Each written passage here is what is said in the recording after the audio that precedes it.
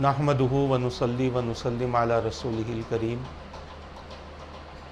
اما بعد فاعوذ باللہ من الشیطان الرجیم بسم اللہ الرحمن الرحیم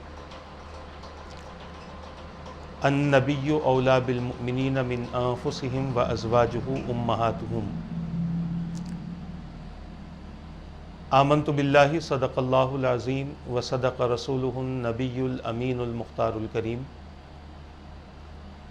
وَنَحْنُ عَلَى ذَلِكَ لَمِنَ الشَّاهِدِينَ وَالشَّاكِرِينَ وَالْحَمْدُ لِلَّهِ رَبِّ الْعَالَمِينَ اللہم صلی وسلم وبارک علی سیدنا و مولانا محمد وعلی آلہ واصحابہ وبارک وسلم صلاۃ و سلاما دائما علیک وعلی آلک واصحابک یا رسول اللہ صلی اللہ تعالی علیہ وسلم۔ عزیزان ملت اسلامیہ، محترم ناظرین و سامعین کرام،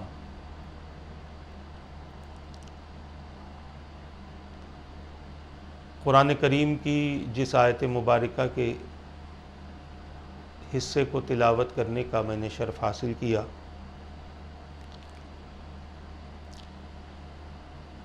وہ 21ویں پارے میں ہے اور 21ویں پارے کے 17ویں رکوع کی آخری آیتوں میں سے یہ آیت ہے، جس میں اللہ تبارک و تعالی نے اپنے حبیب پاک صلی اللہ تعالی علیہ وسلم کے ازواج مطہرات کے مرتبے کو اور ان کے منصب کو بیان فرمایا۔ حضور اکرم صلی اللہ تعالی علیہ وسلم کے جتنے بھی ازواج مطہرات رہیں، اللہ تبارک و تعالی نے ان تمام کو اعلیٰ صفتیں عطا فرمائی، بلند اخلاق کی مالکہ تھیں، اپنے وقت کی عورتوں میں ان کا کردار سب سے بلند تھا، بہت زیادہ اللہ تبارک و تعالی کی اطاعت کرنے والی، اللہ کی عبادت کرنے والی اور تمام معاملات میں صبر کرنے والی۔ اگر یوں کہیں تو غلط نہ ہوگا کہ اپنے وقت کی عورتوں میں سب سے بلند و بالا مقام جن کا تھا وہ حضور اکرم صلی اللہ تعالی علیہ وسلم کے ازواج مطہرات رہے۔ اسی لیے اللہ تبارک و تعالی نے قرآن مقدس میں بعض مقامات پر ان کو بھی سیدھے براہ راست خطاب کر کے بعض احکامات کا تذکرہ ان کے لیے فرمایا۔ رسول اکرم صلی اللہ تعالی علیہ وسلم کے ازواج مطہرات ویسے تو بہت ساری خوبیوں کے مالک تھے، مگر ان میں حضور اکرم صلی اللہ تعالی علیہ وسلم کے زبان اقدس سے جن کا تذکرہ زیادہ ملتا ہے وہ ام المؤمنین حضرت سیدتنا خدیجۃ الکبریٰ، جن کو خدیجۃ الکبریٰ بھی کہا جاتا ہے، رضی اللہ تعالی عنہا ہیں، جن کے بارے میں رسول پاک صلی اللہ تعالی علیہ وسلم کی کئی احادیث ملتی ہیں۔ حضور اکرم صلی اللہ تعالی علیہ وسلم نے کئی مرتبہ اپنی ازواج کے سامنے بھی ام المؤمنین حضرت سیدتنا خدیجۃ الکبریٰ رضی اللہ تعالی عنہا کا تذکرہ فرمایا۔ یہ بڑی پاک باز خاتون تھی،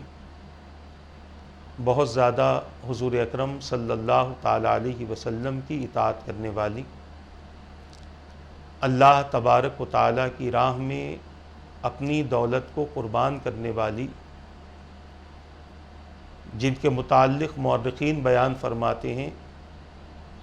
کہ حضور پاک صلی اللہ تعالی علیہ وسلم کی امت میں 2 لوگ ایسے ہوئے ہیں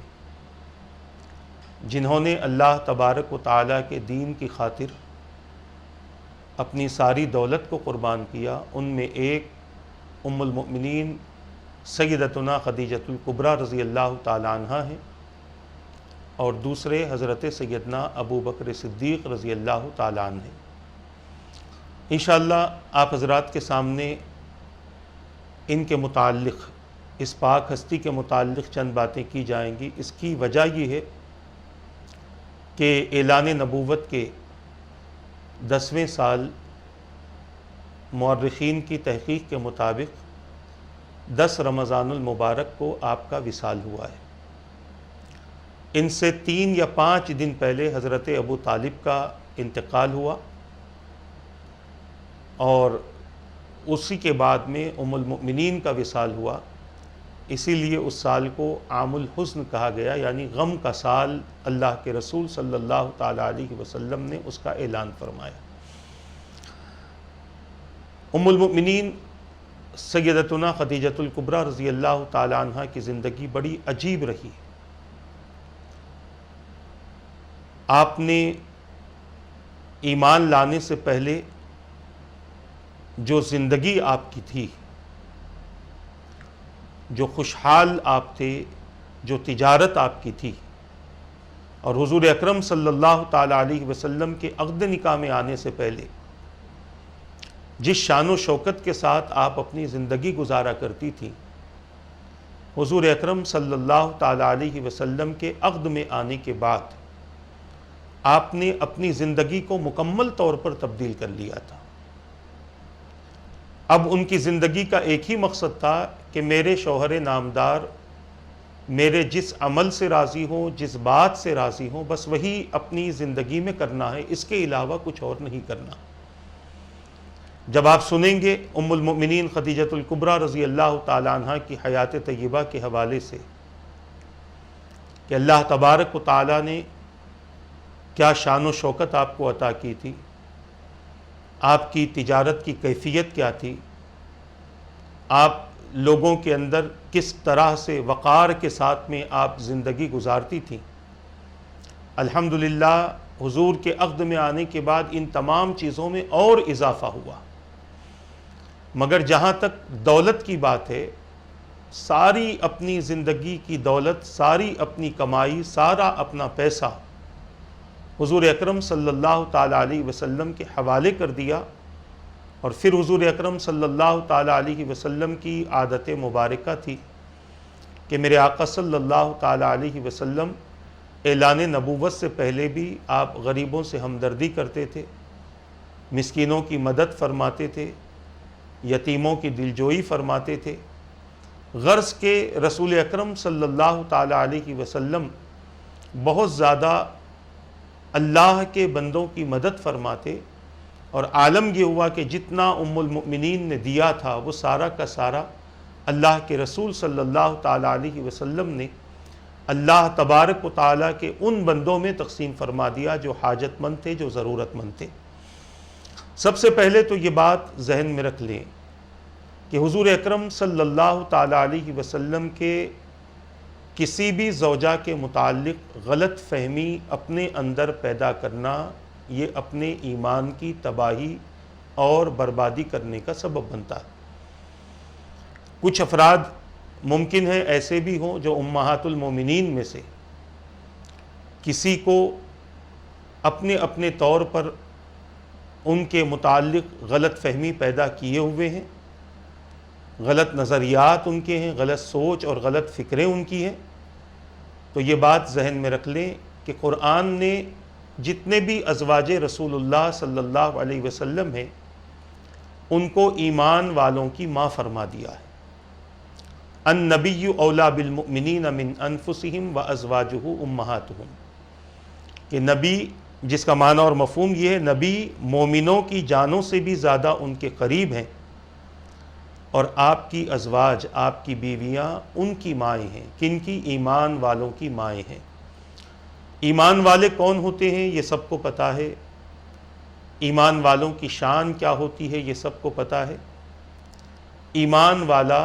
اللہ کے رسول صلی اللہ تعالی علیہ وسلم کے فرمان کے اور حضور کے عمل کے ایک حرف بھی خلاف نہیں کرتا، وہ ایمان والا ہے۔ ایمان والا اپنے آپ کو کہہ لینا بڑا آسان ہے، مگر ایمان والا بن کے دکھانا یہ بڑا مشکل ہے۔ ایمان والے وہ ہوتے ہیں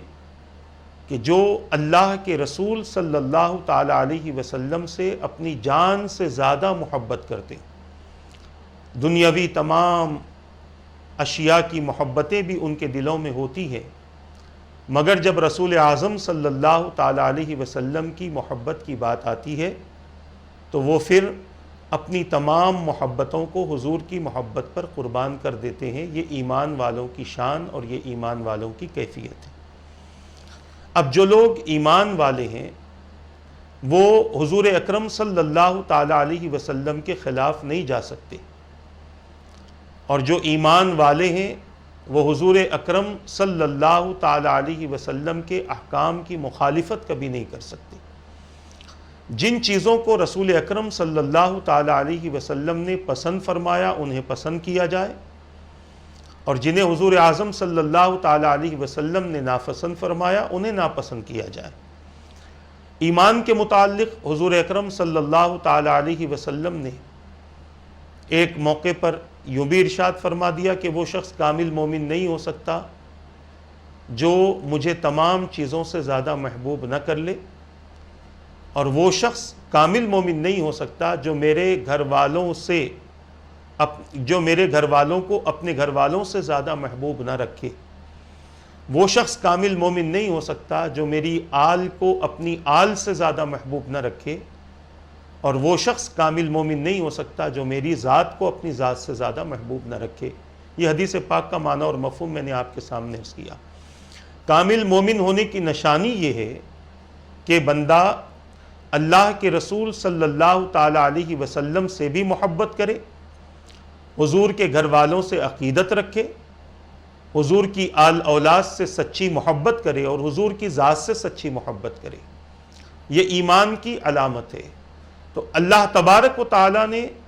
اپنے حبیب پاک صلی اللہ تعالی علیہ وسلم کے ذریعے یہ اعلان کروا دیا، قرآن مقدس کی آیت نازل فرما دی۔ اس پر تو ہمارا ایمان ہے، اس پر تو ہمارا یقین ہے۔ ہم تو یہ کہہ نہیں سکتے کہ فلاں نے اس آیت کو اس میں جوڑ دیا ہوگا، فلاں نے اس آیت کو اس میں شامل کر دیا ہوگا۔ جیسے بعض لوگوں کا نظریہ ہے، بعض لوگ یہ کہتے ہیں کہ قرآن میں تحریف کی گئی، بہت بڑا قرآن تھا، اس کو چھوٹا کر دیا گیا، معاذ اللہ۔ جب اللہ تبارک و تعالیٰ نے اس کی حفاظت کا ذمہ لیا ہے تو کسی انسان کی قدرت میں یہ بات نہیں ہے کہ قرآن کی کسی آیت کو تو دور کی بات ہے، کسی حرف کو بھی ایک جگہ سے دوسری جگہ پر لے جا کر رکھ دے۔ یہ قرآن ویسے ہی ہے جیسے اللہ تبارک و تعالیٰ نے نازل فرمایا، جیسے لوح محفوظ میں ہے۔ تو عرض کرنا یہ چاہتا ہوں کہ ایمان والے جہاں حضور اکرم صلی اللہ تعالی علیہ وسلم ایمان والوں کی جانوں سے بہت زیادہ قریب ہیں، وہیں پر حضور پاک صلی اللہ تعالی علیہ وسلم کی ازواج مطہرات ایمان والوں کی مائیں ہیں۔ ایمان والے انہیں اپنی ماں تسلیم کریں، اور اگر نہیں کرتے وہ عزت نہیں دیتے جیسے اپنی ماں کو عزت دی جائے۔ اپنی ماں کی عزت اور ان کا مقام اپنی جگہ ہے، مگر حضور اکرم صلی اللہ تعالی علیہ وسلم کی نسبت سے ہر ایمان والے پر فرض ہے کہ وہ اللہ کے رسول صلی اللہ تعالی علیہ وسلم کے ازواج مطہرات کا بے حد اور بہت زیادہ احترام کرے۔ اس کی وجہ علماء نے یوں بیان فرمائی ہے کہ اللہ تبارک و تعالیٰ نے ازواج مطہرات کو ایمان والوں کی مائیں کیوں قرار دیا، اس کی دو باتیں اس میں پوشیدہ ہیں۔ ایک تو یہ ہے کہ بندہ ان کی انتہائی تعظیم و تکریم کرے، جس قدر ہو سکے ان کی تعظیم و تکریم کرے، جس قدر ہو سکے ان کو عزت کی نظر سے دیکھے، ان کی سربلندی کا، ان کے کمالات کا اعتراف کرے۔ اور دوسرا، ان سے نکاح حرام ہونے کی وجہ سے، یعنی کوئی یہ نہ سوچے کہ معاذ اللہ حضور اکرم صلی اللہ تعالی علیہ وسلم کے وصال کے بعد میں ان سے نکاح کیا جا سکتا ہے۔ تو اللہ تبارک و تعالیٰ نے مائیں فرما کر اپنے بندوں کے ذہنوں سے یہ بات نکال دی کہ اب ان کا مقام تمہارے نزدیک ویسا ہی ہے جیسے تمہاری ماں کا مقام تمہارے پاس میں ہے۔ عزیزان ملت اسلامیہ، اسی طرح اللہ تبارک و تعالیٰ نے حضور اکرم صلی اللہ تعالیٰ علیہ وسلم کی ازواج کو عام عورتوں کی طرح نہیں رکھا۔ اللہ تبارک و تعالیٰ نے عام عورتوں سے خطاب الگ انداز کا فرمایا، اور جب بھی حضور اکرم صلی اللہ تعالیٰ علیہ وسلم کی ازواج کو مخاطب کرنا تھا تو اللہ تبارک و تعالیٰ نے یا نساء النبی کہہ کر مخاطب فرمایا، یا ایھا النبی قل لازواجک کہہ کر اللہ تبارک و تعالیٰ نے خطاب فرمایا۔ اس سے پتہ چلتا ہے کہ اللہ تبارک و تعالیٰ کے یہاں امہات المؤمنین حضور اکرم صلی اللہ تعالیٰ علیہ وسلم کے ازواج مطہرات کی کیا فضیلتیں ہیں اور کیا شان ہے۔ اللہ تبارک و تعالیٰ نے حضور اکرم صلی اللہ تعالیٰ علیہ وسلم کے ازواج سے پہلے بھی چند عورتیں، چند خواتین، پاک باز نیک سیرت خواتین ایسی تھیں کہ جن کو اللہ تبارک و تعالیٰ نے اپنے اپنے دور میں مقام عطا فرمایا تھا۔ ان میں سے ایک حضرت مریم رضی اللہ تعالیٰ عنہ تھی، اور دوسری حضرت آسیہ رضی اللہ تعالیٰ عنہ تھی، جو اپنے وقت کی عورتوں میں بہت زیادہ افضل ترین رہی۔ اللہ تبارک و تعالیٰ نے ان دونوں کا تذکرہ قرآن مقدس میں بیان فرمایا، اور ان دونوں کا تذکرہ اللہ تبارک و تعالیٰ نے قرآن مقدس میں ان کا تذکرہ فرمایا۔ ان کی عظمتوں کا تذکرہ موجود ہے، ان کی رفعتوں کا اور ان کے مقامات کا ذکر موجود ہے۔ حضور اکرم صلی اللہ تعالیٰ علیہ وسلم، آپ کی کیفیت سے کون واقف نہیں ہے؟ رسول پاک صلی اللہ تعالیٰ علیہ وسلم نے جس انداز سے آپ نے زندگی گزاری ہے، آپ نے جن کیفیتوں کے ساتھ زندگی گزاری ہے، اگر ہم رسول اکرم صلی اللہ تعالیٰ علیہ وسلم کی کیفیات اور حضور اکرم صلی اللہ تعالیٰ علیہ وسلم کی حیات مبارکہ کا جائزہ لیں تو ہمیں یہ پتہ چلتا ہے کہ آپ نے اپنی زندگی کو ہر آرام سے، ہر آسائش سے آپ نے خالی رکھا تھا، بلکہ معاملہ یہ تھا کہ اکثر مرتبہ اپنی ذات کے لیے ضروریات زندگی بھی فراہم نہ ہوتی، مسلسل کئی دن تک گھر میں چولہا نہ جلتا، کبھی آپ کھجور کا استعمال فرما لیتے، کبھی آپ جو کی روٹی کا استعمال فرما لیتے، کبھی آپ گندم کے بغیر چھنے ہوئے آٹے کی روٹی آپ اس کا استعمال فرما لیتے۔ لباس کا بھی معاملہ حضور اکرم صلی اللہ تعالیٰ علیہ وسلم کا ایسے ہی تھا۔ میرے آقا صلی اللہ تعالیٰ علیہ وسلم جو میسر آتا، حضور اکرم صلی اللہ علیہ وسلم وہ لباس زیبدن فرما لیتے۔ اس کا ہرگز یہ مطلب نہیں ہے کہ حضور اکرم صلی اللہ تعالیٰ علیہ وسلم بہت زیادہ غریب تھے۔ بتانے کا مقصد یہ ہے کہ حضور اکرم صلی اللہ تعالیٰ علیہ وسلم نے اپنی ذات کے لیے آپ نے غربت کو پسند فرمایا، اور پھر یہی معاملہ حضور اکرم صلی اللہ تعالیٰ علیہ وسلم کا نکاح کے بعد بھی رہا۔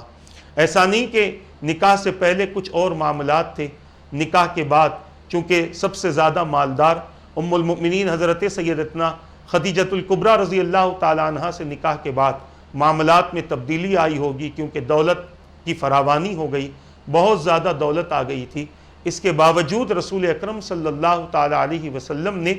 اپنی سابقہ زندگی کو جاری رکھا۔ آپ نے وہی انہی حالات کے ساتھ میں اپنی زندگی گزاری ہے جو پہلے آپ کے حالات تھے، اور ام المؤمنین سیدتنا خدیجۃ الکبریٰ رضی اللہ تعالیٰ عنہ کی دولت آپ نے اللہ کے بندوں میں تقسیم فرما دی، اور پھر گھر میں وہی معاملہ تھا، کئی دن تک چولہا نہ جلتا تھا، یہاں تک کہ ایک موقع پر ام المؤمنین سیدتنا عائشہ صدیقہ رضی اللہ تعالیٰ عنہ کی ایک روایت بھی ملتی ہے جس کا مفہوم یہ ہے، آپ نے ارشاد فرمایا کہ اکثر ہمارے گھر ایسا ہوا ہے کہ 3 دن تک چولہا نہیں جلتا تھا، یعنی پکانے کا کوئی سامان نہیں ہوتا تھا۔ یہ اختیاری فقر کو میرے آقا صلی اللہ تعالیٰ علیہ وسلم نے پسند فرمایا تھا، چونکہ خود عظیم تھے، میرے آقا کی ذات خود عظیم تھی۔ رسول اکرم صلی اللہ تعالیٰ علیہ وسلم اپنے سے نسبت رکھنے والوں کو بھی عظیم بنانا چاہتے تھے، اسی لیے حضور اکرم صلی اللہ علیہ وسلم کی ازواج کا تذکرہ کر لیں، حضور اکرم صلی اللہ تعالیٰ علیہ وسلم کی اولاد کا تذکرہ کر لیں، بالخصوص خاتون جنت سیدتنا فاطمۃ الزہرا رضی اللہ تعالیٰ عنہ کا تذکرہ کر لیں۔ اسی طرح حضور سے جن لوگوں نے بیعت کی آپ ان کی زندگی کا بھی جائزہ لے لیں. انہوں نے بھی اپنی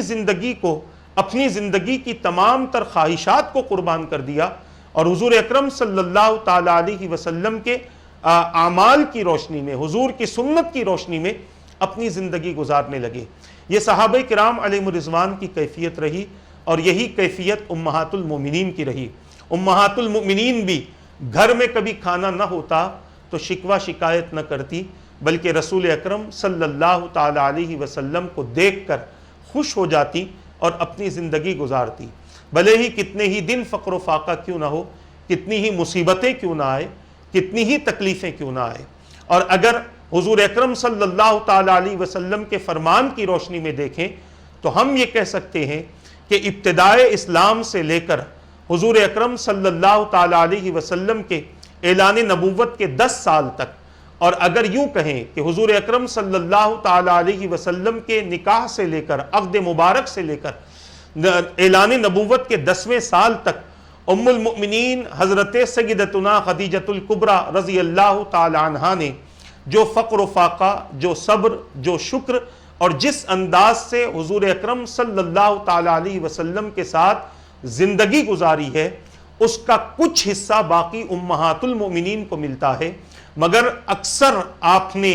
حضور اکرم صلی اللہ تعالی علیہ وسلم کے ساتھ جو فاقہ کیا، جو مشقتیں آپ نے برداشت کی ابتداء اسلام میں، اعلان نبوت کے بعد جو تکلیفیں حضور کو دی جاتی تھیں، اور پھر حضور اکرم صلی اللہ تعالی علیہ وسلم کو جو گفتگو کر کے آپ کی طبیعت سے اس غم کو ہٹاتی تھی ام المؤمنین، یقیناً یہ بہت بڑی باتیں تھیں. آگے انشاءاللہ تبارک و تعالی ہم اس کا تذکرہ کریں گے. اس بات کو ذہن میں رکھ لیں، عورتوں کے لیے میں نے اس سے پہلے بھی خاتون جنت رضی اللہ تعالی عنہ کے حوالے سے جب بیان کیا تھا تو میں نے آپ کے سامنے عرض کیا تھا، عورتوں کے لیے 4 عورتیں قابل تقلید ہیں. ان میں ایک بی بی مریم رضی اللہ تعالی عنہ ہے، بی بی آسیہ رضی اللہ تعالی عنہ ہے، اور بی بی خدیجۃ الکبریٰ رضی اللہ تعالی عنہ ہے، اور خاتون جنت رضی اللہ تعالی عنہ ہے.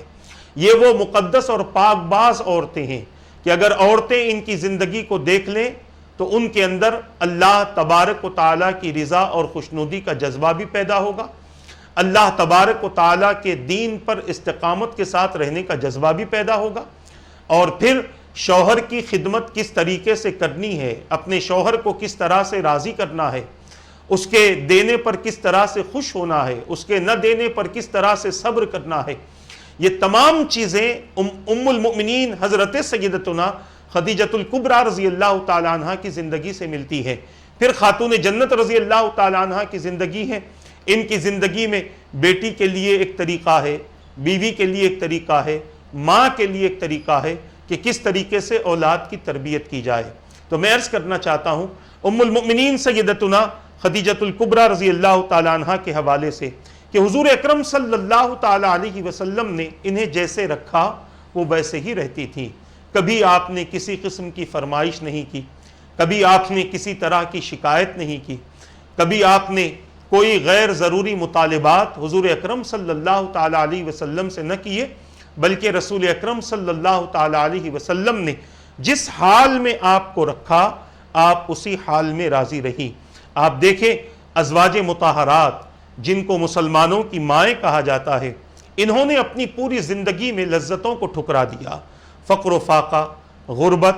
درویشی کو قبول کیا، اور حضور اکرم صلی اللہ تعالی علیہ وسلم کی صحبت کی سعادت کو کبھی نہیں چھوڑا، حضور کی صحبت کی سعادت کو کبھی نہیں چھوڑا. اور یہ عورتوں کے لیے بہت بڑی مثال ہے، عورتوں کے لیے بہت بڑی دلیل ہے کہ عورتیں اپنی زندگی میں اس طرح سے رسول اکرم صلی اللہ تعالی علیہ وسلم کے ازواج مطہرات کو اپنی زندگی کا نمونہ بناتے ہوئے اپنی زندگی کو گزارنے کی کوشش کریں. اب ہم تھوڑا سا دوسری طرف آئیں. حضور اکرم صلی اللہ تعالی علیہ وسلم کے ازواج مطہرات کی کیفیت کیا ہے؟ جو لوگ ان کی ذاتوں پر تنقید کرتے ہیں یا پھر کہتے ہیں یہ زوجہ نہیں ہے، یہ زوجہ ہے، یہ فلاں ہے، یہ فلاں ہے، اس قسم کی زبانیں اپنے ایمان کو بچانے کے لیے بند کر لیں، ورنہ معاملہ یہ ہوگا کہ آپ سمجھیں گے میں تو مومن ہوں، مگر آپ کا ایمان آپ کے پاس میں باقی نہ رہے گا، کیونکہ جب تک رسول اکرم صلی اللہ تعالی علیہ وسلم کی ذات سے منسوب چیز کا احترام بندوں کے اندر نہ ہو، اس وقت تک وہ بندہ کامل مومن نہیں ہو سکتا۔ میں آپ کو بتاؤں، قاضی فضیل ابن عیاض رضی اللہ تعالیٰ عنہ، یا شفا شریف میں یہ روایت نقل کی جاتی ہے، شاید میرے ذہن سے وہ نام محو ہو رہا ہے، فرماتے ہیں شفا شریف میں قاضی عیاض رحمۃ اللہ تعالی علیہ کہ اگر کسی نے رسول اکرم صلی اللہ تعالی علیہ وسلم نے جو نالین مبارک پہنے، جس کو ہم اپنی زبان میں جوتا کہتے ہیں، اگر کسی نے اس کو جتریا کہہ دیا، یعنی براہ مذاق، ازراہ مذاق، اگر کسی نے اسے جتریا کہہ دیا تو اللہ تبارک و تعالیٰ اس کے ایمان کو سلب فرما لے گا، اور زندگی بھر وہ توبہ کرے گا تو اس کی توبہ قبول نہیں ہوگی۔ ازراہ مذاق۔ اب آپ دیکھیں کہ جس کو حضور اکرم صلی اللہ تعالی علیہ وسلم کی ذات سے نسبت ہے، حضور کے قدم مبارک سے نسبت ہے، اگر کوئی اس کی توہین کرے تو اس کا ایمان باقی نہیں رہتا، اس کا عمل سلب کر لیا جاتا ہے، وہ بے دین اور بے راہ روی کا شکار ہو جاتا ہے۔ جو حضور کے جسم اقدس سے جن کو نسبت ہے، حضور اکرم صلی اللہ تعالی علیہ وسلم نے جن کی عظمتیں اور جن کی فضیلتیں بیان فرمائی ہیں، اگر کوئی ان کے متعلق گستاخی کرے، اگر کوئی ان کے متعلق غلط خیال اپنے دل میں پیدا کرے، تو یقیناً اس کا ایمان بھی اس کے پاس میں باقی نہیں رہتا۔ اکثر میں ایسے لوگوں سے کہتا ہوں کہ جن کے اندر حضور اکرم صلی اللہ تعالی علیہ وسلم کے تعلق سے گستاخی بھری ہوئی ہے، حضور کے ازواج، حضور کے اہل بیت، حضور کے صحابہ کے تعلق سے گستاخی بھری ہوئی ہے، وہ کسی اپنے مولویوں کی باتوں میں نہ آئے، بلکہ وہ اللہ کے رسول کی احادیث پڑھیں۔ حدیث کے راوی کون ہیں آپ ان کو دیکھیں، ان کی عظمتوں کو دیکھیں، ان کے مقامات کو دیکھیں، اور پھر ان کی باتوں کو سن کر رسول اکرم صلی اللہ تعالی علیہ وسلم کے فرمان کی تصدیق کریں، اور غیر ضروری اس قسم کے جملے استعمال کر کے اپنے آپ کو بے دین اور اپنے آپ کو گمراہ کر لینا، یقیناً یہ اپنے لیے بہت بڑی بدبختی کی بات ہے، بہت بڑی کم نصیبی کی بات ہے۔ تو میں عرض کر رہا تھا، ازواج مطہرات جتنے بھی ہیں، اللہ تبارک و تعالیٰ نے اپنی پسند سے ان کو حضور پاک صلی اللہ تعالی علیہ وسلم کے عقد نکاح میں دیا ہے۔ سب سے پہلے یہ بات ذہن میں رکھ لیں، حضور اکرم صلی اللہ تعالی علیہ وسلم کے لیے معاذ اللہ تبارک و تعالیٰ نے کسی ایسی عورت کا انتخاب نہیں فرمایا جو عورت اپنے اندر غلط اعمال یا غلط سوچ اور غلط فکر رکھتی ہے۔ یہ بہت بڑی بات میں کہہ رہا ہوں، استغفار پڑھ کر معاذ اللہ کہتے ہوئے۔ رسول اکرم صلی اللہ تعالی علیہ وسلم جس طرح سے اعلیٰ و افضل ہیں، آپ کی شان مبارک سب سے جدا ہے، آپ کا مقام سب سے بلند ہے، اللہ تبارک و تعالیٰ نے حضور کی طبیعت ہی کے حساب سے حضور پاک صلی اللہ تعالی علیہ وسلم کے ازواج مطہرات کا انتخاب فرمایا، حضور کی طبیعت ہی کے حساب سے، حضور کے اخلاق و کردار کے حساب سے۔ اسی لیے آپ دیکھ لیں کہ رسول اکرم صلی اللہ تعالی علیہ وسلم کے عقد نکاح میں جتنے بھی ازواج موجود ہیں، ان میں سے کبھی بھی کسی نے بھی حضور کی شکایت کسی کے سامنے نہیں کی۔ آپس میں مل بیٹھتی تھی تب بھی حضور کی شکایت کسی نے کسی سے نہیں کی ہے، بلکہ سب حضور اکرم صلی اللہ تعالی علیہ وسلم کے ساتھ خوش رہے۔ اللہ نے حضور کو حضور کی طبیعت کے حساب سے ان کی ازواج کا انتخاب فرمایا۔ اس بات کو ذہن میں رکھ لیا جائے، اور اس بنیاد پر اللہ کے رسول صلی اللہ تعالی علیہ وسلم کے فرمان پر عمل کرنے والی، صبر کرنے والی، شکر کرنے والی، اللہ کے رسول صلی اللہ تعالی علیہ وسلم سے بے پناہ محبت کرنے والی ازواج مطہرات کو اللہ تبارک و تعالیٰ نے دنیا میں جو مقام دیا وہ تو اعلیٰ و افضل ہے، ویسے ہی رب قدیر نے آخرت میں ان کے لیے جو مقام عطا کیا ہے، اللہ کے رسول صلی اللہ تعالی علیہ وسلم نے اس کا ذکر یوں فرمایا، امام طبرانی اور امام حاکم نے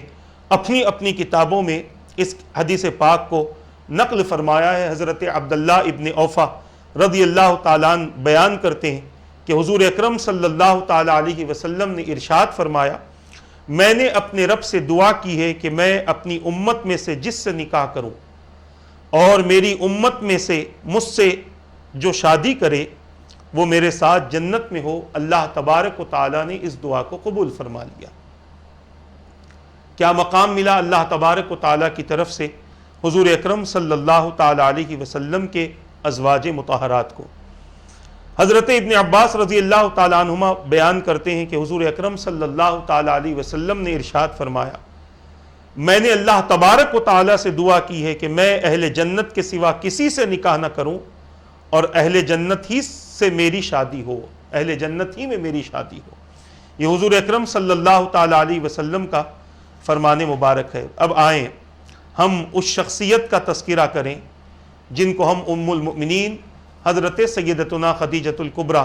رضی اللہ تعالی عنہ کہتے ہیں۔ آپ کے تعلق سے محققین بیان فرماتے ہیں کہ آپ بڑی شریف النفس، معزز، عقل مند خاتون تھی، نسب میں اعلیٰ، شرافت میں ارفع، مال و دولت میں سب سے زیادہ کامیاب تاجرہ کے ساتھ ساتھ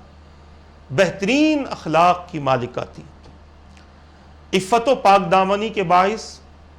آپ کا دور جاہلیت میں بھی لقب طاہرہ تھا، آپ پہلے ہی سے پاکیزہ رہی، اور پھر آپ کا عالم یہ تھا کہ آپ بڑی رحم دل تھی، غریب پرور تھی، اور بہت زیادہ سخاوت کرنے والی شخصیتوں میں آپ کا شمار ہوتا تھا۔ خدیجۃ الکبریٰ رضی اللہ تعالی عنہ کے والد خویلد ابن اسد عرب کے مشہور تاجر رہے اور قریش میں معزز اور نامور سردار تھے۔ ان کی والدہ کا نام فاطمہ بنت زائدہ تھا۔ ان کا سلسلہ نسب حضور اکرم صلی اللہ تعالی علیہ وسلم کے اجداد سے ملتا ہے۔ حضور اکرم صلی اللہ تعالی علیہ وسلم کے عقد نکاح میں آنے سے پہلے 2 مرتبہ آپ کا نکاح ہوا تھا اور آپ کے دونوں شوہر فوت ہو چکے تھے۔ آپ کے پہلے شوہر کا نام ابو حالہ تھا اور ان سے 3 لڑکے پیدا ہوئے، اور وہ تینوں حضور اکرم صلی اللہ تعالی علیہ وسلم کے صحابی بنے۔ ابو حالہ کی وفات کے بعد عتیق ابن عائس سے آپ کا نکاح ہوا، جن سے ایک لڑکی پیدا ہوئی جن کا نام ہند ہے۔ حضرت خدیجۃ الکبریٰ رضی اللہ تعالی عنہ کے دوسرے شوہر کی وفات کے بعد قریش کے کئی سرداروں نے آپ سے نکاح کا پیغام بھیجا،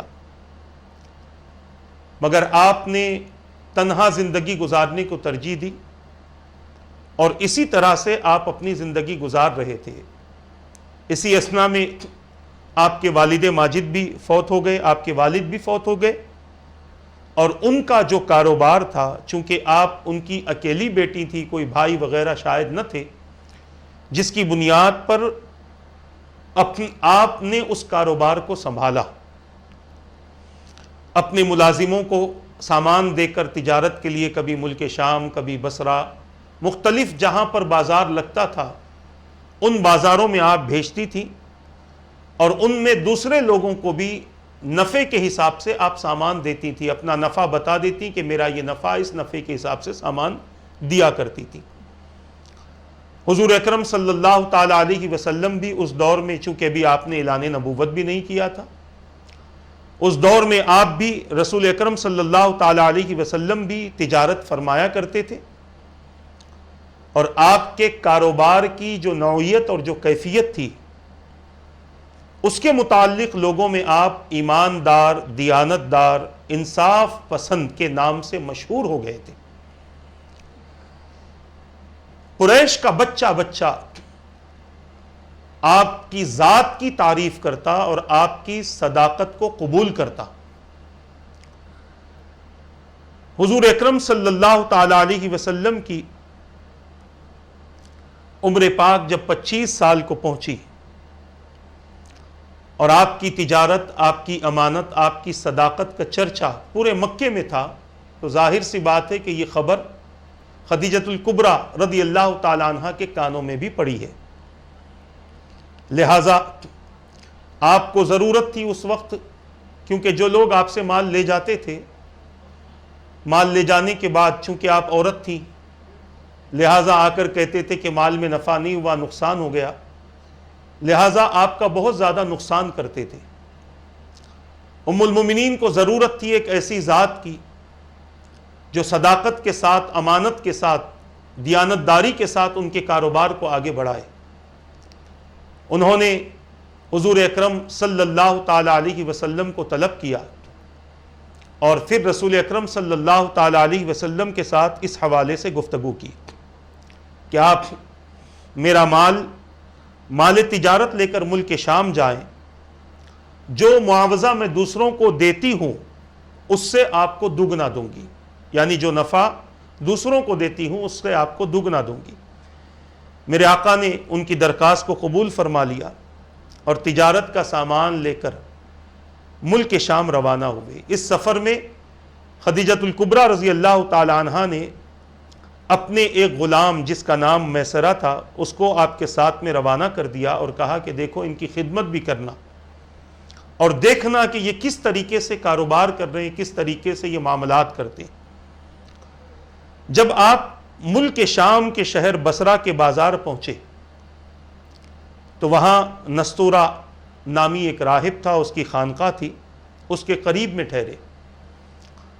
نستورہ راہب میسرہ کو بہت پہلے سے جانتا تھا۔ حضور کی صورت دیکھتے ہی نستورہ میسرہ کے پاس آیا اور آ کر کہنے لگا، اے میسرہ، یہ کون شخص ہے جو اس درخت کے نیچے تشریف فرما ہے؟ میسرہ نے جواب دیا، یہ مکے کے رہنے والے ہیں، خاندان بنو ہاشم کے چشم و چراغ ہیں، ان کا نام محمد صلی اللہ علیہ وسلم ہے اور یہ بڑے ہی امین ہیں اور صادق ہیں۔ نستورہ نے کہا کہ اے میسرہ، جہاں تک میں نے پڑھا ہے مجھے اس بات کا علم ہے جس درخت کے نیچے یہ بیٹھے ہیں اس درخت کے نیچے نبی کے علاوہ آج تک کوئی نہیں بیٹھا، اور چونکہ میں نے کتابیں پڑھی ہیں اس لیے مجھے یقین کامل ہے کہ یہ جو یہاں پر بیٹھے ہیں یہ وہی نبی آخر الزماں ہیں جن کے تعلق سے میں نے اپنی کتابوں میں پڑھ لیا، توریت میں بھی پڑھا ہے، میں نے انجیل میں بھی پڑھا ہے، اور وہ ساری کیفیتیں میں ان کے اندر دیکھ رہا ہوں۔ اور پھر اس نے کہا، نستورہ نے کہا، کاش میں اس وقت تک زندہ رہتا جب یہ اپنی نبوت کا اعلان کرتے تو میں ان کی پوری مدد کرتا اور جانثاری کے ساتھ ان کی خدمت کرتے ہوئے اپنی تمام عمر گزار دیتا۔ نستورہ حضور کے قریب گیا اور آپ صلی اللہ علیہ وسلم کے سر مبارک کو اس نے بوسہ دیا اور بوسہ دے کر کہنے لگا، میں آپ پر ایمان لے آیا ہوں اور میں گواہی دیتا ہوں کہ آپ وہی ہیں جن کا ذکر اللہ تبارک و تعالیٰ نے توریت میں کیا ہے۔ اور پھر جب اس نے مہر و نبوت کو دیکھا تو چوم لیا اور کہا، میں گواہی دیتا ہوں کہ آپ اللہ کے رسول ہیں، نبی امی ہیں، جن کی آمد کی بشارت حضرت عیسیٰ علیہ السلام نے دی ہے۔ اس واقعے کو پیر کرم شاہ ازہری رحمت اللہ تعالی علیہ نے ضیاء النبی جلد دوم میں نقل فرمایا ہے۔ اب یہاں پر میسرہ کو تعجب ہونے لگا، اب وہ اور زیادہ حضور اکرم صلی اللہ تعالی علیہ وسلم کی ذات پر غور و فکر کرنے لگا، یہاں تک کہ اس نے دیکھا کہ جب راستے میں دھوپ تیز ہو جاتی تو کوئی چیز آتی، حقیقت میں وہ دو فرشتے تھے، کوئی چیز آتی اور حضور پر وہ سایہ کرتے تھے۔ نستورہ نے میسرہ سے کہا، اے میسرہ، میں تم کو وصیت کرتا ہوں اور نصیحت کرتا ہوں کہ خبردار ایک لمحے کے لیے بھی تم ان سے جدا نہ ہونا، اور جس قدر ہو سکے خلوص و محبت کے ساتھ تم ان کی خدمت کرنا، کیونکہ جن کے ساتھ تم جا رہے ہو یہ کوئی معمولی شخصیت نہیں، یہ خاتم النبیین صلی اللہ علیہ وسلم ہے۔ حضور بصرہ کے بازار میں پہنچے، مال تجارت فروخت کر کے جب مکۃ المکرمہ واپس آئے اور آپ کا قافلہ شہر میں داخل ہونے لگا تو حضرت خدیجۃ الکبریٰ رضی اللہ تعالی عنہ اپنے گھر کی چھت پر اپنی سہیلیوں کے ساتھ میں بیٹھی ہوئی تھیں، قافلے کی آمد کا انتظار کر رہی تھی۔ جب ان کی نظر حضور پر پڑی تو انہیں بھی وہی نظر آیا جو میسرہ کو نظر آ رہا تھا، یعنی کوئی چیز ہے جو دھوپ میں آپ کے سر انور پر سایہ کیے ہوئے ہے۔ خدیجۃ الکبریٰ رضی اللہ تعالی عنہ کو اس کا بڑا گہرا اثر ہوا، اور پھر وہ بڑے ہی عقیدت و محبت کے ساتھ اس جلوے کو دیکھ رہی تھی۔ پھر اپنے غلام میسرہ سے کئی دن کے بعد میں اس کا تذکرہ فرمایا تو میسرہ نے کہا کہ آپ نے ایک بار دیکھا ہے، میں پورے سفر میں یہی چیز دیکھ رہا تھا۔ اور پھر میسرہ نے حضور اکرم صلی اللہ تعالی علیہ وسلم کے سفر کے سارے واقعات بیان فرما دیے اور نستورہ کی گفتگو بھی سنا دی۔ ام المؤمنین خدیجۃ الکبریٰ رضی اللہ تعالی عنہ نے جب حضور اکرم صلی اللہ تعالی علیہ وسلم کی یہ عظمتیں سنی، حضور کا یہ مقام سنا، حضور اکرم صلی اللہ تعالی علیہ وسلم کے اس اعزاز کو سنا، تو آپ کے دل میں حضور اکرم صلی اللہ تعالی علیہ وسلم سے عقیدت پیدا ہونے لگی۔ اور پھر ایک خواب بھی آپ نے دیکھا جس کو شیخ عبدالحق محدث دہلوی رحمۃ اللہ تعالی علیہ نے مدارج النبوہ میں نقل فرمایا کہ حضرت خدیجۃ الکبریٰ رضی اللہ تعالی عنہ نے خواب میں دیکھا تھا کہ آسمانی آفتاب ان کے گھر اتر آیا ہے اور اس کا نور ان کے گھر سے پھیل رہا ہے، یہاں تک کہ مکہ مکرمہ کا کوئی گھر ایسا نہیں جو اس نور سے روشن نہ ہوا ہو۔ جب بیدار ہوئی تو اپنا یہ خواب اپنے چچا زاد بھائی ورقہ ابن نوفل سے بیان کیا۔ انہوں نے اس خواب کی تعبیر دی کہ تمہیں مبارک ہو، نبی آخر الزماں کا نکاح تم سے ہوگا۔ حضرت خدیجۃ الکبریٰ رضی اللہ تعالیٰ عنہ کے تعلق سے میں نے عرض کیا کہ آپ کے 2 نکاح ہو چکے تھے، اور جس وقت یہ خواب آپ نے دیکھا اس وقت آپ کی عمر مبارک 40 سال کی تھی، اور حضور اکرم صلی اللہ تعالی علیہ وسلم کی عمر مبارک 25 سال کی تھی۔ اور دوسرے شوہر کے فوت ہونے کے بعد رؤسائے عرب نے، قریش کے سرداروں نے آپ تک نکاح کا پیغام بھیجا تھا، مگر چونکہ آپ طے کر چکی تھی کہ اب میں تنہا زندگی گزاروں گی، لیکن حضور اکرم صلی اللہ تعالی علیہ وسلم کی ان کیفیات کو دیکھنے کے بعد آپ کے اندر خواہش ہوئی، اور خواب کی بشارت سننے کے بعد آپ کے اندر خواہش ہوئی کہ آپ کا نکاح حضور اکرم صلی اللہ تعالی علیہ وسلم کے ساتھ ہو۔ اس کا اظہار انہوں نے اپنی ایک سہیلی جن کا نام نفیسہ تھا اس سے کیا۔ انہوں نے حضور اکرم صلی اللہ تعالی علیہ وسلم کے پاس ان کے ذریعے یہ نکاح کا پیغام بھیجا۔ حضور اکرم صلی اللہ تعالی علیہ وسلم نے خود اپنی زبان مبارک سے حضرت خدیجۃ الکبریٰ رضی اللہ تعالی عنہ کے حوالے سے جو بات آپ نے بیان فرمائی ہے کہ آپ نے اس پیغام کو پسند کیوں کیا، حضور فرماتے میں نے آپ کے اچھے اخلاق اور آپ کی سچائی کی وجہ سے آپ کو پسند فرمایا۔ حسن اخلاق، آج ہم کیا دیکھتے ہیں نکاح کے لیے؟ حسن دیکھتے ہیں، خوبصورتی دیکھتے ہیں، چہرے کی چمک دیکھتے ہیں، یہ سب چیزیں ہم دیکھتے ہیں۔ سیرت بہت کم لوگ دیکھتے ہیں، اخلاق بہت کم لوگ دیکھتے ہیں۔ حضور اکرم صلی اللہ تعالی علیہ وسلم نے اپنی عمر پاک سے 15 سال بڑی خدیجۃ الکبریٰ رضی اللہ تعالی عنہ کے پیغام کو اس لیے قبول فرمایا کہ آپ اچھے اخلاق کی مالکہ تھیں، اور آپ کی سچائی کی وجہ سے اللہ کے رسول صلی اللہ علیہ وسلم نے آپ کو پسند فرمایا۔ نبی کی سنت ہے کہ جب کبھی کسی عورت سے نکاح کا ارادہ ہو تو یہ چیزیں ان کے اندر دیکھو، حسن دیکھو، آپ کو پسند ہے آپ حسن بھی دیکھیں، مگر ساتھ ہی ساتھ اخلاق کیسے ہیں، کیونکہ اچھے اخلاق والی عورت جب گھر میں آئے گی تو گھر کا ماحول صحیح ہوگا، گھر کے ماحول میں تبدیلی آئے گی، گھر کا ماحول جیسے شوہر چلاتا ہے اس طریقے سے رہے گا۔ اگر عورت کے اخلاق اچھے نہ ہوں تو پھر ماحول بگڑنے کا بہت زیادہ امکان ہوتا ہے۔ اسی لیے اللہ کے رسول صلی اللہ علیہ وسلم نے اچھے اخلاق اور سچائی کا تذکرہ فرمایا۔ حضور اکرم صلی اللہ تعالیٰ علیہ وسلم نے، یہ واقعات بڑے طویل ہیں، نکاح کے جو واقعات ہیں، حضور نے قبول فرما لیا، حضور نے اپنے چچا کی طرف اس کو پھیر دیا، چچا نے بھی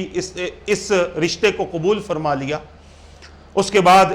دونوں طرف سے خاندان جمع ہوئے، خاندان کے بڑے افراد جمع ہوئے،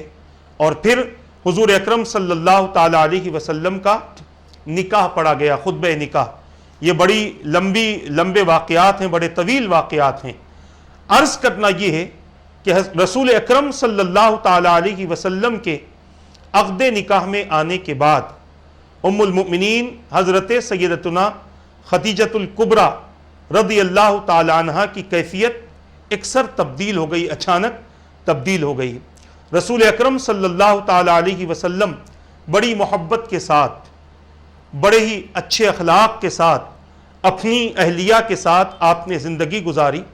اور پھر حضور اکرم صلی اللہ تعالیٰ علیہ وسلم نے اپنی حیات مبارکہ میں، جب تک خدیجۃ الکبریٰ رضی اللہ تعالیٰ عنہ آپ کے عقد نکاح میں تھی، جب تک آپ کی وفات نہ ہوئی، وصال نہ ہوا، اس وقت تک میرے آقا صلی اللہ تعالیٰ علیہ وسلم نے دوسرا نکاح نہیں فرمایا۔ اور حضور کی جتنی اولاد ہیں سوائے حضرت ابراہیم رضی اللہ تعالیٰ عنہ کے، آپ کی تمام اولاد ام المؤمنین خدیجۃ الکبریٰ رضی اللہ تعالیٰ عنہ سے ہوئی ہے۔ حضور اکرم صلی اللہ تعالیٰ علیہ وسلم نے آپ کے ساتھ اعلان نبوت سے پہلے 15 سال آپ نے گزارے، اعلان نبوت کے بعد 10 سال آپ کے ساتھ گزارے۔ جملہ اس طریقے سے میرے آقا صلی اللہ تعالیٰ علیہ وسلم نے 25 سال آپ نے گزارے، اور جب اعلان نبوت کی بات آئی، حضور اکرم صلی اللہ تعالیٰ علیہ وسلم کی عادت مبارکہ تھی کہ میرے آقا صلی اللہ تعالیٰ علیہ وسلم اکثر غار حرا میں تشریف لے جاتے، اور وہاں پر رہ کر آپ اللہ تبارک و تعالیٰ کی عبادتیں کرتے، آپ اللہ تبارک و تعالیٰ کی عبادت میں مصروف رہتے، ذکر و اذکار میں مصروف رہتے۔ اور جب وہ وقت آیا کہ وحی نازل ہوئی، اور وحی نازل ہونے کے بعد حضور اکرم صلی اللہ تعالیٰ علیہ وسلم جب اپنے گھر واپس تشریف لاتے ہیں، غار حرا میں جب آپ مشغول عبادت تھے، اور ایک فرشتہ ظاہر ہو کر آپ سے کہتا ہے اقرا، اور جب آپ یہ ساری باتیں ہو جاتی ہیں، تمام لوگوں کو اس کی تفصیل پتہ ہے، جب یہ باتیں ہو جاتی ہیں، حضور پاک صلی اللہ تعالیٰ علیہ وسلم اس فرشتے سے گفتگو کرتے ہیں۔ پھر جب آپ میرے آقا صلی اللہ تعالیٰ علیہ وسلم گھر تشریف لاتے ہیں تو فرماتے ہیں مجھے چادر اڑا دو، مجھے کمبل اڑا دو، زملونی زملونی، مجھے چادر اڑا دو، مجھے کمبل اڑا دو۔ بی بی ام المؤمنین خدیجۃ الکبریٰ رضی اللہ تعالیٰ عنہ دریافت کرتی ہیں آخر کیا بات ہے، تو میرے آقا صلی اللہ تعالیٰ علیہ وسلم سارا واقعہ بیان فرماتے ہیں۔ اب آپ دیکھیں حضور اکرم صلی اللہ تعالیٰ علیہ وسلم کی 15 سالہ زندگی میں ام المؤمنین خدیجۃ الکبریٰ رضی اللہ تعالیٰ عنہ نے جو کیفیتیں دیکھی تھی، جو اخلاق آپ کے دیکھے تھے، جو کردار آپ کے دیکھے تھے، بڑی تسلی دیتی ہیں حضور اکرم صلی اللہ تعالیٰ علیہ وسلم کو، اور عرض کرتی ہیں یا رسول اللہ، عرض کرتی ہیں اے میرے شوہر نامدار، خدا کی قسم اللہ تبارک و تعالیٰ کبھی آپ کو رسوا نہیں فرمائے گا۔ آپ رشتہ داروں کے ساتھ بہترین سلوک کرتے ہیں، دوسروں کا بوجھ خود اٹھاتے ہیں، خود کما کر مفلسوں محتاجوں کو عطا فرماتے ہیں، مسافروں کی مہمان نوازی کرتے ہیں، اور حق و انصاف کی خاطر سب کی مصیبتوں اور سب کی مشکلوں میں کام آتے ہیں۔ یہ سب کچھ ام المؤمنین نے دیکھا تھا حضور اکرم صلی اللہ تعالیٰ علیہ وسلم کے حوالے سے، تو ان باتوں کا حوالہ دیتے ہوئے عرض کرتی ہیں جب آپ کے اندر اتنی ساری خوبیاں ہیں، جب آپ اتنی خوبیوں کے مالک ہیں، تو یقیناً مجھے یقین ہے کہ اللہ تبارک و تعالی آپ کو رسوا نہیں فرمائے گا۔ پھر اس واقعے کی تصدیق کے لیے پھر اپنے چچا زاد بھائی ورقہ ابن نوفل کے پاس پہنچی۔ ورقہ ابن نوفل نے کہا، جب آپ نے حضور اکرم صلی اللہ علیہ وسلم نے سارا واقعہ بیان کر دیا، تو ورقہ ابن نوفل نے کہا یہ تو وہی فرشتہ ہے جس کو اللہ تعالیٰ نے حضرت موسیٰ علیہ السلام کے پاس بھیجا تھا۔ ورقہ ابن نوفل کہنے لگے کاش میں آپ کے اعلان نبوت کے زمانے میں تندرست جوان ہوتا، کاش میں اس وقت تک زندہ رہتا جب آپ کی قوم آپ کو مکے سے باہر نکالے گی۔ کچھ دنوں بعد اللہ تبارک و تعالیٰ نے سورہ مدثر کی آیتیں نازل فرمائی۔ سب سے پہلے ام المؤمنین خدیجۃ الکبریٰ رضی اللہ تعالی عنہا نے اسلام قبول فرمایا، اور اسلام قبول فرما کر آپ نے رسول اکرم صلی اللہ تعالی علیہ وسلم کے ساتھ اعلان نبوت کے بعد بڑی مشقتیں برداشت کی۔ اعلان نبوت سے پہلے کوئی تکلیف نہیں تھی، اعلان نبوت سے پہلے راحتیں تھیں، بس اتنا تھا کہ حضور اکرم صلی اللہ تعالی علیہ وسلم کے ساتھ بڑی خوش تھی، حالانکہ فقر و فاقہ میں رہتی تھیں، صبر کرتی تھیں۔ اتنی زیادہ دولت رکھنے کے بعد، اتنی زیادہ دولت مند رہنے کے بعد اچانک فقر و فاقہ میں زندگی گزارنا یقیناً یہ ام المؤمنین سیدتنا خدیجۃ الکبریٰ رضی اللہ تعالی عنہا کی اعلیٰ خوبیوں میں سے ہے۔ عرض کرنا یہ ہے، باتیں تو بہت زیادہ ہیں، احادیث بھی ام المؤمنین کے حوالے سے بہت زیادہ ہیں، بس عرض کرنا یہ ہے کہ ام المؤمنین سیدتنا خدیجۃ الکبریٰ رضی اللہ تعالی عنہا کی جب وفات کا وقت قریب آیا تو انہوں نے حضور اکرم صلی اللہ تعالی علیہ وسلم کی خدمت میں عرض کیا، یا رسول اللہ صلی اللہ علیہ وسلم کچھ دیر میرے سامنے تشریف رکھیں تاکہ میں آپ کا آخری دیدار کر لوں اور آپ کے دیدار کے ذوق سے توشہ آخرت تیار کر لوں۔ حضور ان کے ساتھ بیٹھ گئے تو حضرت خدیجۃ الکبریٰ رضی اللہ تعالی عنہا نے عرض کیا، یا رسول اللہ صلی اللہ علیہ وسلم میں نے اپنی زندگی آپ کی خدمت اقدس میں بسر کی ہے، اور اب مجھے محسوس ہو رہا ہے کہ اب میری زندگی باقی نہیں رہی ہے، لہٰذا میں صرف آپ سے یہ گزارش کرتی ہوں کہ قیامت میں مجھے اپنے ساتھ رکھنا، اور اللہ تعالیٰ کے حضور میری بات کرتے ہوئے میری بخشش کی درخواست کرنا، اور اس مشکل وقت میں میری سفارش اور شفاعت کرنا۔ اس کے علاوہ اگر میری طرف سے آپ کی خدمت میں کوئی کوتاہی ہو گئی ہو تو معاف کر دینا۔ پھر یہ بھی عرض کرنے لگی، میری بیٹی فاطمہ بہت چھوٹی ہے، بغیر ماں کے رہ جائے گی، اس پر نگاہ شفقت رکھنا۔ اس کے ساتھ ہی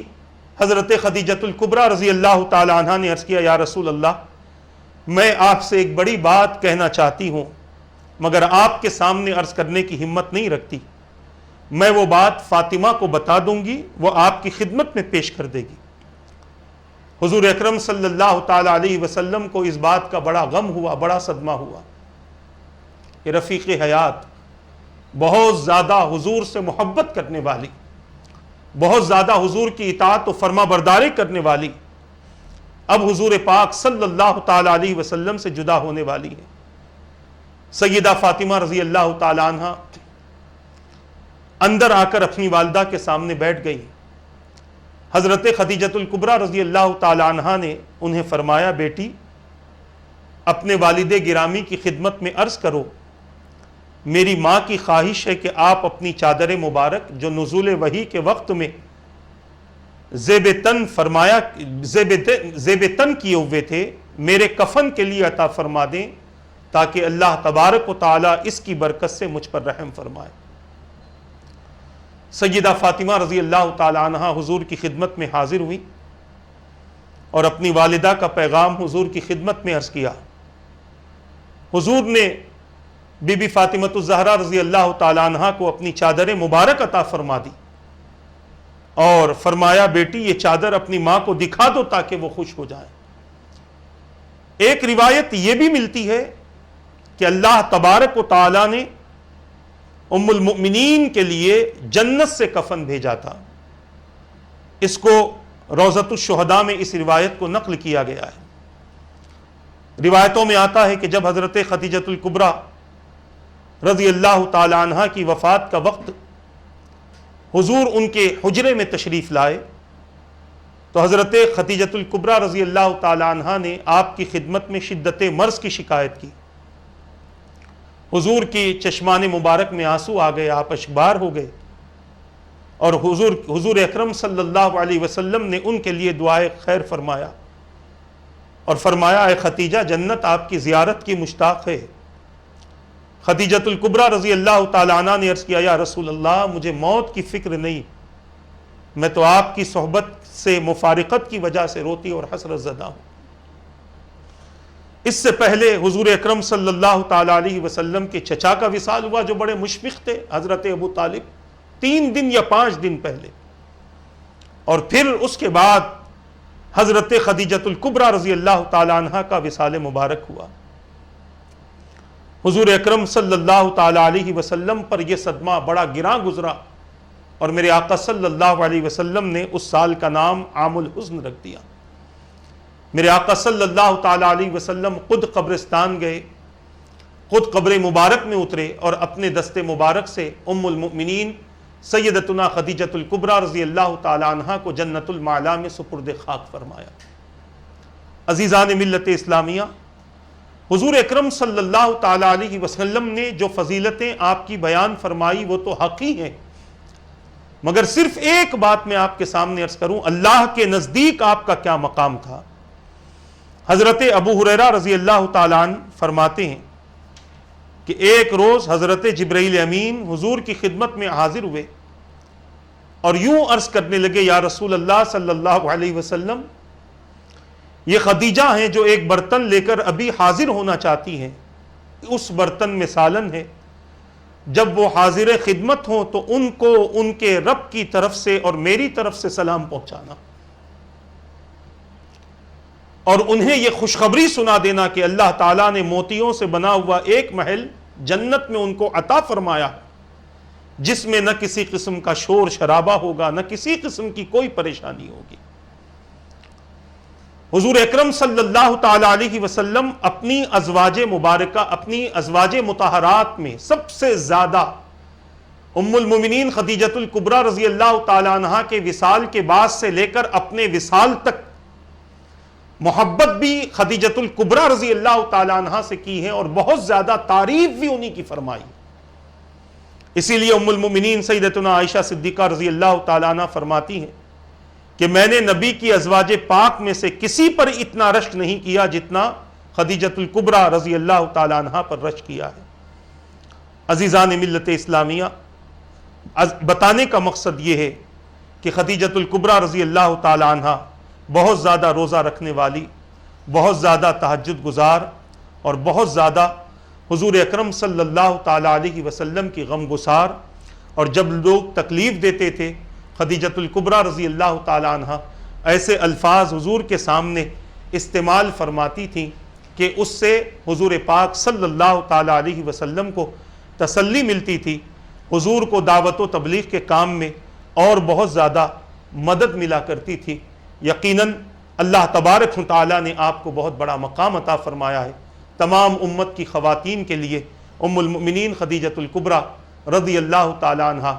ایک نمونہ ہے، ایک آئیڈیل ہے۔ عورتوں کو چاہیے کہ ان کی تقلید کرنے کے بجائے امہات المومنین کی تقلید کریں، تاکہ زندگی بہتر ہو، زندگی کے معاملات اچھے ہوں، اور قیامت کے دن اللہ تبارک و تعالیٰ ان خدمات کی وجہ سے، ان اچھے معاملات کی وجہ سے اپنے بندیوں کو بہترین مقام عطا فرمائے۔ اللہ تبارک و تعالیٰ سے دعا ہے رب قدیر جو کچھ کہا گیا میرے کہنے میں غلطی ہو تو اپنے حبیب کے صدقے معاف فرما دے، ان باتوں پر مجھے اور ان سب کو عمل کرنے، ان باتوں کو دوسروں تک پہنچانے کی توفیق عطا فرما۔ مولا 10 رمضان المبارک کو ام المؤمنین سیدتنا خدیجۃ الکبریٰ رضی اللہ تعالیٰ عنہ کا وصال مبارک ہے، اے پروردگار ان کے اس عظیم وصال کی برکت سے ہم سب سے وباؤں کو، بلاؤں کو دور فرما، مصیبتوں کو، پریشانیوں کو دور فرما، ہماری تنگ دستی کو ختم فرما، ہمارے قرضوں کو ختم فرما دے۔ پروردگار اپنے فضل و کرم سے ہمیں بہترین زندگی نصیب فرما دے۔ تیرے محبوب کی امت پر تیرے محبوب کے صدقے، تیرے محبوب کے ازواج و اولاد کے صدقے خاص رحم فرما، ان کے اصحاب کے صدقے خاص رحم فرما دے۔ ہر طرح کی بیماری، پریشانی، مصیبتوں کو ہم سے دور فرما برحمتک یا ارحم الراحمین۔ وما علینا الا البلاغ۔ السلام علیکم ورحمۃ اللہ وبرکاتہ۔